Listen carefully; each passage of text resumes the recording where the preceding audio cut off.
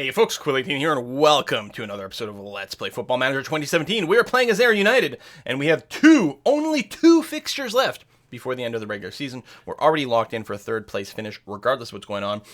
Today we face Hibernians. Hibernians? I think I say Hibernian a lot because it's like hibernate, but their nickname are the Hibs, so I'm assuming it's Hibernian. I don't know. They're from Edinburgh over here. They are tops in the league. They have been dominating, in fact, in the league. Well, I say that. Holy crap. Falkirk's been on a tear lately, and apparently the Hibs have not. Can I find out their recent form? I think that's them. So, okay, no, the last 5 games, they've won 3, lost 1, and then a draw. But I'm guessing that Falkirk, if we look at them over here, it has been 4 wins in the last 4 games over here. Interesting run for Falkirk. They are going to be challenging the Hibs for top position. So this is an incredibly important game for the Hibs. If they win, well, I mean, there's 2 games left. And right now they've got the goal differential over Falkirk. So if, the wins and losses and draws go exactly the same between these two, they will come out ahead. But if Falkirk does slightly better than the Hibs, then they will no longer get an automatic promotion. This is incredibly important for them. A lot of drama on this game. It's really interesting. Is there something? Here's an interesting idea. If we are going to assume that we are not going to make it into the Premier League this time, right? If we assume that we're not going to win the playoffs, maybe we will, but if we assume that we're not, the question becomes, who would we rather face next year? The Hibs, who have been very dominant against us, or Falkirk, which have also done pretty well against us, but seem overall less scary. I don't know, maybe it's about the same, to be honest. Because if we give the Hibs a win today, then it makes it that much more likely that they will get the automatic promotion. I don't think that's really something we want to think about one way or the other. Overall, what I was going to say is I'm going to be quite content if we end today with a 0-0 draw. We are going in with a relatively defensive tactic, despite the fact that we're playing at home. But of course, we're still running a lot of our B teamers just to try to balance out the sharpness a bit before we go into the finals, if we can. Although I say that, see, Tony Ralston's dropped to 91%. I am going to be playing my A team in the final game of the match, but we might want to bring in Tony as a sub and bring him in place of Nicky Devlin at some point. But he needs a lot of sharpness too. You know what? I think it's 6 of one, half dozen of the other. So we're going to go ahead with this. It's going to be fine. So we're playing the flat 4-4-2 over here. Again, partially we're not using our 4-2-3-1 wide, which I think is the best use of our A-teamers. But we're not playing our A-teamers, and B, I want the AI to start thinking of us as playing a different strategy here. And then that way when we revert to form in the playoffs, then they might not be quite as well adapted to it. So we're going to go with this. Calum Crane is still 1 yellow card away from a 1-match suspension. And if he was going to do that, this would be the match to do it. We actually beat the Hibs once. Interesting. And then lost to them twice. Again, not really expecting a win here, but we'll see what we can do, especially with the composition that I'm running. But if we can hold this out to a 0-0 draw, that would be, I think that we would count that as a success, actually. Now, that would really hurt Hibernian, especially if Falkirk win their fixture. That would really shake things up at the top.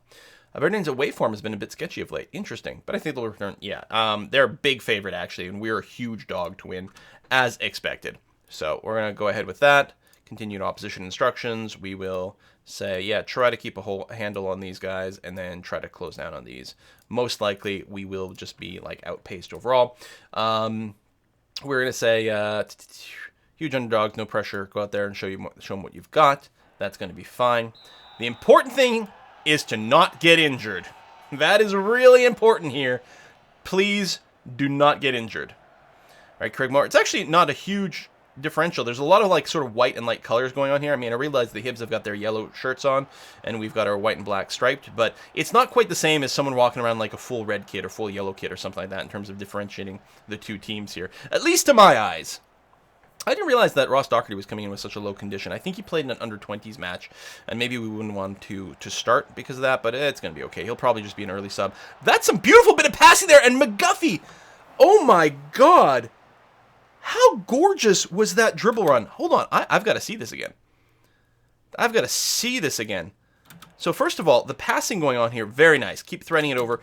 And then, yeah, McGuffey just decides to, I'm just going to beat 3 defenders like it's nothing and thread the needle between 2. If this goalkeeper was not stronger, we would have crushed... Oh, it's paused. Okay. That would have been, like, one of the greatest goals ever. McGuffey! God, I love this kid. Ross Doherty, I think that was mostly a failed header by Keatings here, but, I mean, there was someone right on him, so that's not going to help. Adams to Doherty. Back over to Adams. Back to Doherty. We're not really advancing the play. We are playing more counter mentality, a little more cautious perhaps, although that can also lead to a little bit more directness, and we still have the directness on. Beautiful pass back there. McGuffey with the long shot, which goes off the post. Again, this kid is on fire. How has he not scored 2 goals in this game so far? Good God. Like, wow. Yeah, I really like Craig McGuffey. Yeah, I know I've been hiding my emotion a lot about this guy, but wow. Beautiful stuff going on here. I think the game's still considering him a 2-star guy, but with a lot of potential. I consider him, he's a 5-star player in my heart. All right, out into the stands, goal kick for us. We've been behind on possession, but we are out shooting them 2-1. 20 minutes in, and as expected, we're trying to keep this that's very scary there. That might have gone over. I don't know if that was worth stopping, but, I mean, goalkeeper knows best. This should be a low shot game because of our play and the defenses. Doohan's actually forced to put a hand on that, which is going to lead to a corner. This, if any goals are going to come in, it's probably going to be from here. Now, we still lead the Championship League with goals from corners, which is kind of interesting. So, who knows what will happen there. That was interesting, the way that it sort of cut the action. But there we go. Goal kick. They've now up to 4 shots, so they had a good offense going on there. Looks like we'll have a good opportunity there. A bit of a cluster something in the middle here with Adams and I think Doherty getting a little close together. Pass to Moore, which was spot on, but intercepted through just good positioning and anticipation and good speed by the opposition. Comes with a big run there, but does successfully get challenged by Adams, who sends it deep to... No, Fontaine. Okay, this Fontaine guy seemed... Oh, Ross, that was actually a huge mistake by Ross Doherty there. Good save by Doohan. That could have been really, really, really bad. I was going to say this Fontaine guy on the other side seems to have fantastic anticipation and positioning, because that's a few interceptions that he has managed now.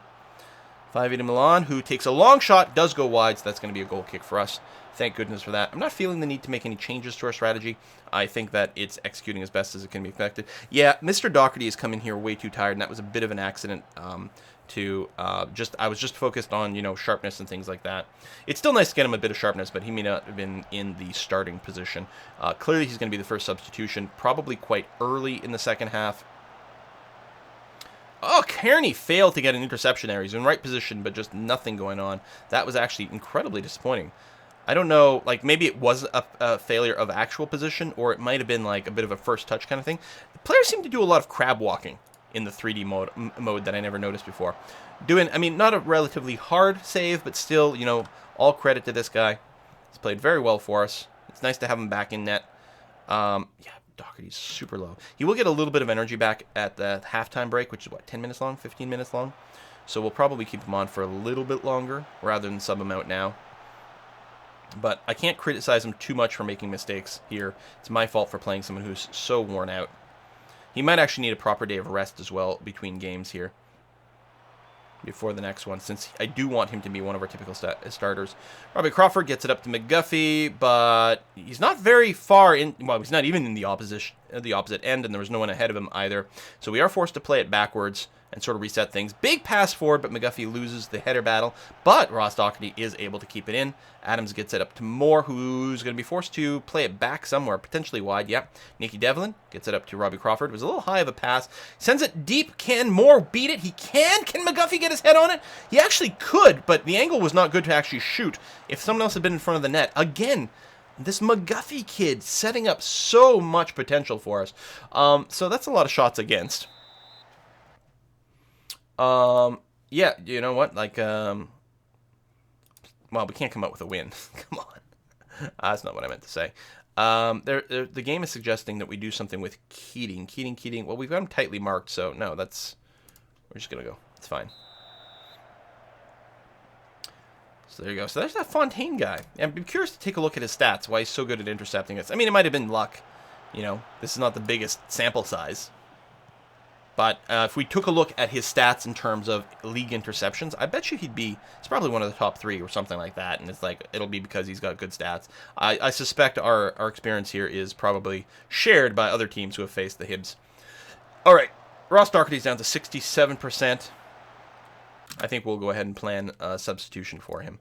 Sorry to play you when you're so tired, buddy. We're going to bring in Andy Gagnon over here, and that's going to be very, very good. Who should also be set to ball-winning midfielder. And potentially purely defensive. I think that's going to be okay. So we're going to confirm that. That's going to be good. Go for it, buddy. We'll have to wait for a whistle, obviously, but he's warming up right now. Now, that's one of the things in the game that is not implemented. You don't have to, like, warm up your substitutes ahead of time. But, you know, there is this type of period, and presumably the coach on the sidelines has been thinking about it. Craig McGuffey with another beautiful, beautiful chance. That one's actually incredibly disappointing that didn't go in. Although the game did not count as a clear-cut chance, which is interesting. But Craig just keeps finding himself, I think he's being assigned to poacher right now, finds himself, oh my god, Paul Kearney, I think that was, with a beautiful long-range shot that I have to say, that looked like it was very hard to defend against. Lots of power, lots of speed, required to dive.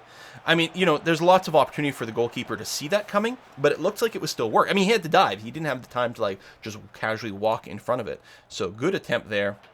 Harford sends it back to Nicky with the cross. It does get deflected away. Moore gets his foot on it for a second. It does get a nice slide tackle away by a defender, but Crane does pick it up and take another shot. That was a lot of good offense there, and a lot of opportunity to get one in. It's actually kind of getting surprising to me that we're not leading this 1-0.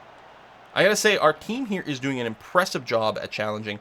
We don't need the goal. Our position in the league is fixed. McGuffey draws an offside there, but again, can't. You know, that's going to happen sometimes. Kearney has to send it back to Crane. That's okay. You can take our time to Murphy. We're looking for a good opportunity. Sends it up over. Oh, Milan's able to head it. Although Adams is able to head it over to Moore. So our offense does continue. He's going to be challenged here. Nope. Not yet. Oh, that is a real failed pass. Gagnon almost gets there in time, but beaten by Keatings. Cummings is going to push it quite far forward. And we did force the shot there, leading to a relatively easy catch by Doohan, which is good. So we're almost at the 60-minute mark. So we do want to consider another substitution in here. Yellow card for Milan on the other side. That's the first yellow of the match? Fascinating. So what do we have a good substitute for somewhere? Energy levels, mood, Jamie Adams, Gary Harkins. We can do that, and you look like you're not comfortable in this role, but you're much more comfortable if we were putting you in advanced playmaker over here in the center. There we go. I'm going to be happy with that. Get Harkins on there. Now, that's 2 substitutes. There's 30 minutes more of gameplay, so we're definitely going to delay the last one. Maybe at the 75-minute mark, I'd say at the earliest. We want to be very careful about this, but shots on pretty good. Corners here. Pass completion is down to 68%. So I'm not crazy. There have been a lot of interceptions there. Ooh, Geegan gets tackled on an attempt there. This, I think, is going to be... Is that a throw-in for us? Yeah. Okay, good. So we're going to start a play, although quite deep in our end. They're doing some substitutions on the other side. Let's go and take a look at the opposition instruction. Yeah, that is a striker over here. That's their first interception, actually. So let's keep an eye on Marty Boyle. Bit of a kerfuffle there. I think we're getting a free kick out of it. I don't remember what it was saying. I think that's what it was, and then I think it just skipped to another play altogether here, but I might be wrong. Boyle beating the defenders easily. Cummings with a goalpost that hits Doohan in the back, who then knocks it out. So at least there's no rebound. But these corners, again, I said if we're gonna give up a goal, I'm willing to bet it's gonna be from a corner. I can't believe we haven't scored yet. Although it doesn't call one of our shots a clear-cut chance yet, which I think is a lie. That guy looks at he flocks over. Gang just decides to dump the ball out, and luckily he does dump it out to the sideline, so it's gonna be a throw-in, not a corner. Although just like that, they're back in with another corner over here. Header over the ball to a goal kick. Okay, I saw Doohan try to reach for it, but he didn't actually touch it, so it's going to be okay. So there's some more opposition subs going in here. That is a right winger, and you're a defender, so we're going to go ahead and just do that. So they've used up all their substitutions. There's going to be probably at least 25 minutes left of this game. Kind of surprising. But I don't think it'll make much of a difference one way or another. We're probably a couple minutes away from our next and final substitution here ourselves. 5E's guy getting quite tired. He's moving in here again. He's going to be able to get it back to 5E soon. We're clustering a little heavily maybe on some of the defenders and then leaving people open. Bit of back and forth, but they're not able to move it forward here. We do have... Oh, that's looking very dangerous with that angle, but goes quite wide, and it's going to be a goal kick for us. Okay. All right, I'm going to plan our substitute here to be ready for the next whistle, whatever that might be. Again, we don't have a really good sub for these positions. It's one of the reasons we haven't run the flat 4-4-2 before, is because we just don't have... the two wingers are just not roles that we have the depth for.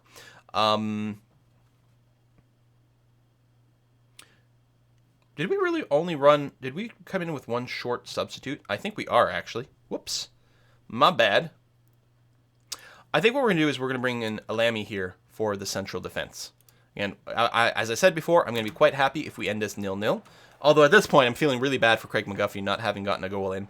So bringing Lamy and his gorgeous, gorgeous head to help defend the goal in the last 15 minutes of this match. 15 to 20 minutes, depending on extra time. Well, trying to make a play, but he's got no one to pass to. Failed challenge there, unfortunately. He's just going to keep pushing the ball himself. Oh, gets it over to Stevenson. But that is an easy defense. Doohan's been really, really on point here. 18 shots. He said to worry about defending, although 9 of them were off target. But still, that is a lot of shots. And a lot of times there will be plenty of them off target. It seems like at any given time about maybe half-ish will be off target. They had one clear-cut chance, though. I'm still feeling bad that we haven't gotten McGuffey a goal. Feels like he deserves one. Harkins gets it to Crawford, over to Moore, who's going to be hard-pressed to find someone to pass to. He's got to send it back to Devlin on the flank, move it back up to Crawford. Harkins in the center, over to Moore, to McGuffey.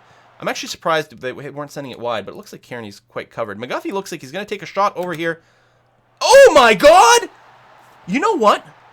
That might have gone in anyway. It looks like he was going for the far corner. It might. It will be interesting to see the replay. It looks like it might have been going a little too far left and would have missed. But if it was on target or if it was curling in, the goalkeeper, I think, was way out of position to defend the far corner. But his job was made that much more complicated by a deflection off a teammate's chest that confused him about the ball's path. And because actually the near corner there would have been really easy for him to defend. So there's Moore, who's going to be sending it over to McGuffey here. Right, who's, wow, has to beat that defender there, which is really interesting. So here's the shot.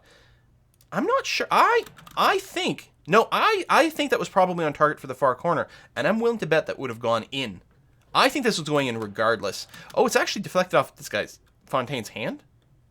Looked like the chest from the other angle, but again, Fontaine clearly has the positioning and the anticipation to get in the way of shots. He reads that correctly, mostly, but unfortunately, he doesn't send it wide enough, and it just gets into the corner, and just like that, we are leading by 1. And a cartwheel by McGuffey there. Beautiful celebration. So, do we want to change? Rather than counter, do we want to go to full defense? I think we do, actually. We're going to do this, and we are going to go into waste time mode. A little dirty, but we're going to do it. That free kick. Oh, Kearney's going to be able to get back on it. Excellent. Gangan does move it up to Harkins. His camera angle is a little bit awkward. Over to Moore. McGuffey with a long shot, but goes wide. And with the goal kick here, that should lead to our changes coming in. So we're really going to be looking to park the bus here. And we don't need the win, although for morale purposes, it actually would be very, very, very nice. And we did get Craig McGuffey his goal, I think, well-deserved over here. Why are people wearing yellow shirts? Who's Team Yellow here? Are they cheering on Mr. Doohan with his yellow kit? Because none of our colors are yellow. The Hibs are green, traditionally. Maybe one of the Hibs alternate kits are in yellow, and maybe that's what's going on. Because we're seeing a lot of yellow shirts in the audience. In the fans, in the stands. I don't know what's going on here. Also, this is not what Somerset Park looks like. Having been there now, this is so not what it looks like. Boyle, who's been very dangerous. Cummings as well. Lots of threats coming in from those guys. Does deflect off one of our people's feet. So with 2.5 minutes left in regular time, the Hibs are going to get maybe one of their final scary corners here.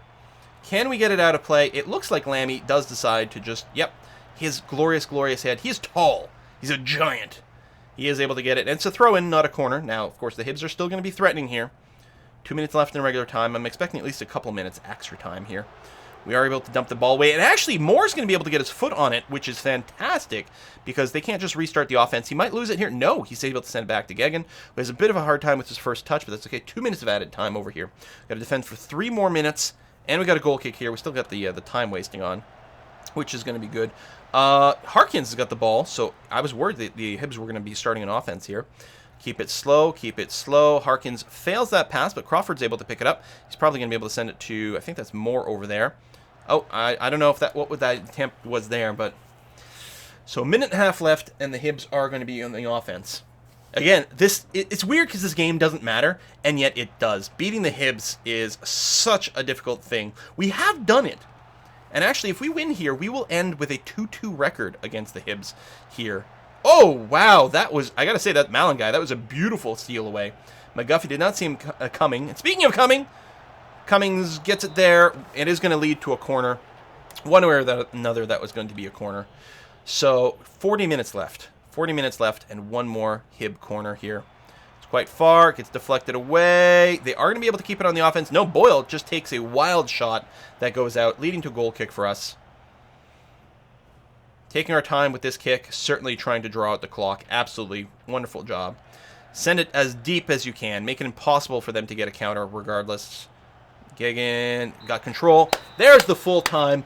Beautiful game played. I gotta say, there was so... Yeah, you shut up a lot of people. I'm gonna be passionate about it. That was really special. Nobody gets a chance, but you played magnificently. Congratulations.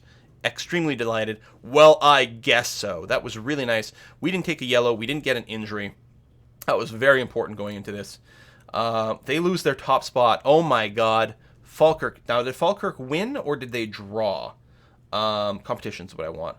Falkirk won. So with one game left in the season, the only way for the Hibs to end up on top is if they win and Falkirk loses. If Falkirk draws even, Falkirk ends on top of the thing. What an upset that we have generated here. The Hibs, I thought, were 100% locked in for first position, but that is not the case. Whoa! Really playing spoiler over here. McGuffey impresses for air, absolutely. I actually just praised him recently, so I'm not going to praise him again. But good God, this guy. I can't believe all his stats are still dropping here. I was talking about between seasons and his values going up here. I think what I should do is...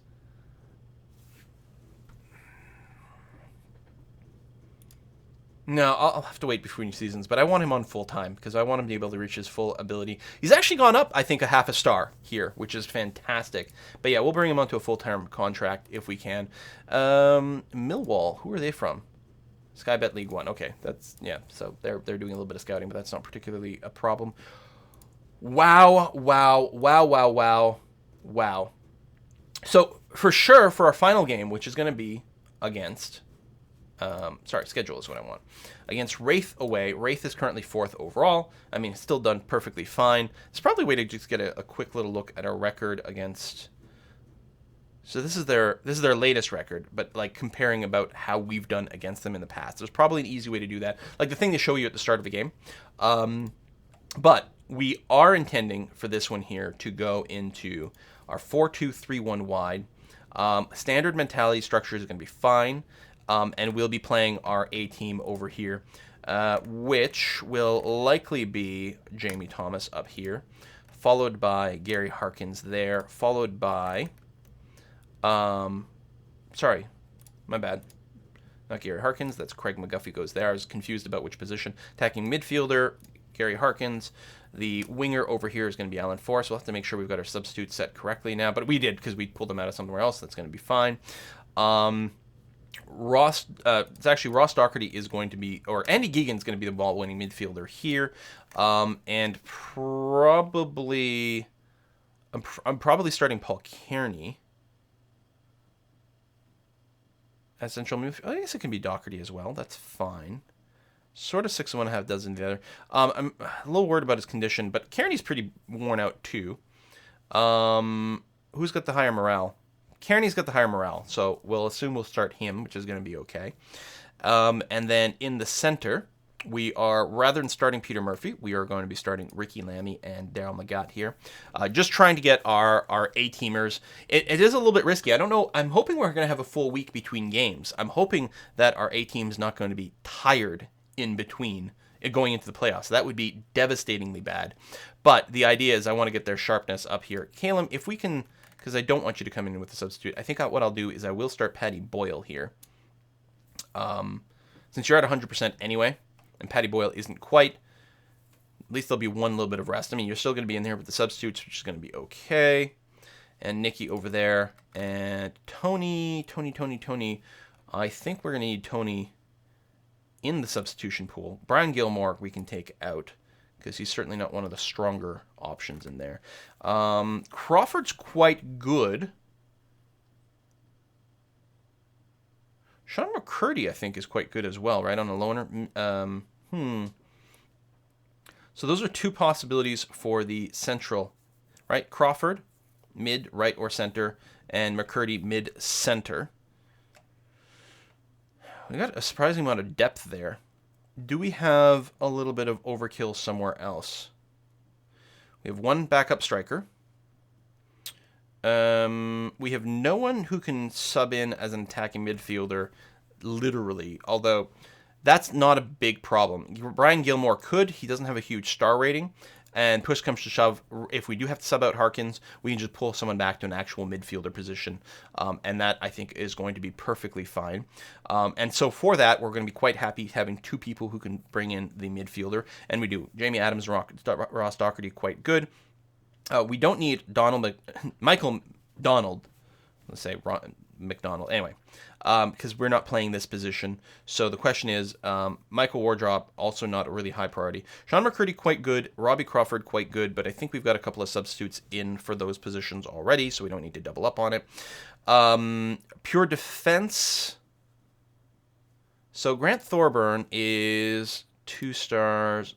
Like, if we need to sub out, say, Daryl Magatt, then Peter Murphy is going to be in there. Tony Ralston could also, potentially. After that, it is Grant, but we don't normally need to do that. I think I'm good with this. I'm going to go ahead and save. This is the A-team comp for this particular configuration here. I think that's going to be okay. Let's verify that our set piece takers are correctly set. As far as I know, this is correct over here, which is going to be fine. Okay, so I think this is what we're going to practice going to the next game. Or, yeah, we'll do this, bring these guys into the next game. If I take a look at training over here and individuals, is anyone truly tired? You're away, you don't count. So no one is truly tired. People are tired after the last match, but that's a whole other thing. Yeah, okay, looking good. Again, this game does not actually matter.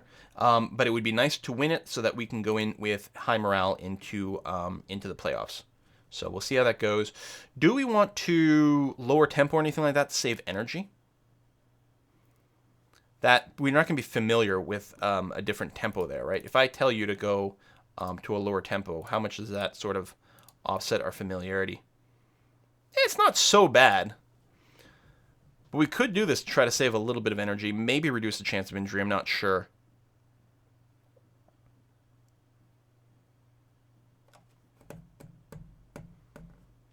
I'm not sure how much of a difference it makes.